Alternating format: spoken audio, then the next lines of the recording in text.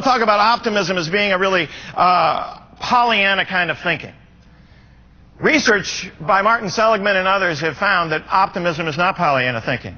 It's a track record of overcoming obstacles. That's why difficult times are not a problem. The more difficult times that people have, the more likely it is they gain a sense of resolve and perspective that lets them know, in spite of the times we're in, we're going to do a very significant job in enabling our organizations to deal with the kind of challenges and information problems that face them. My son came to me at 16. You see, I think we make our things too easy for our children. How many of you agree? The world is a challenging place. And the problem is our kids get to live in our homes. They get to go on our vacations, and they haven't earned a one of them. My son came to me at 16, and he said, "Are you going to buy me a car?" And I was ready for it because I'd seen him looking at the magazines, and I knew he'd spent all his money. So I said to him, "No, I'm not going to give you a car."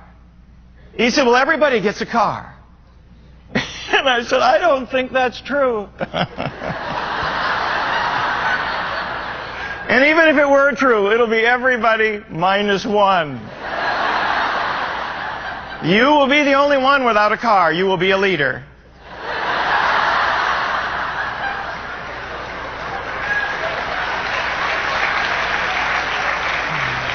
In fact, think it through. You could be the designated rider.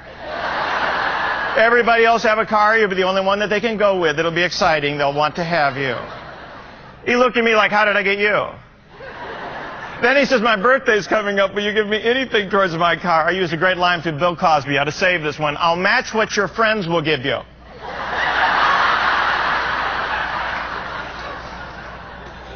He said, "That won't be much." I said, "I know. I think it's within my budget." I then said, I only know 4 ways that are legal to earn money. Number 1, become an entrepreneur. Start a company. He said, "I can't do that. I'm 16. I said, "There's 16-year-olds that have started companies. This is what the American dream is all about. If you don't want to do that, in fact, if you did do that, I'd love it. I'd work for you. I'd motivate you for money." He said, "I wouldn't pay you." Then I said, "You can be an inventor. You can create something. You create something that somebody needs that fills the void, whether that's software or hardware, whatever it is that you do. Artists, authors, they all create something.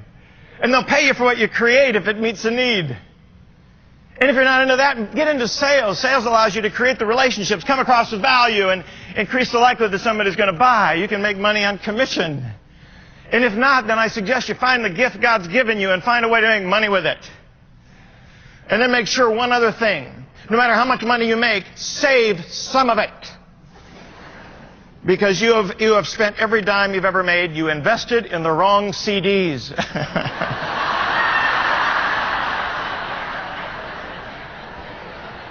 Out of disappointment comes tremendous desire and focus. You see, about 3 months later, he said, "I know what I'm going to do to make my money. I'm going to write a book." I looked at him and I said, "It'd be nice if you'd start with the term paper." He said, "No, I'm going to write a book. You've written books." I said, "What's the book going to be?" "Favorite family lectures."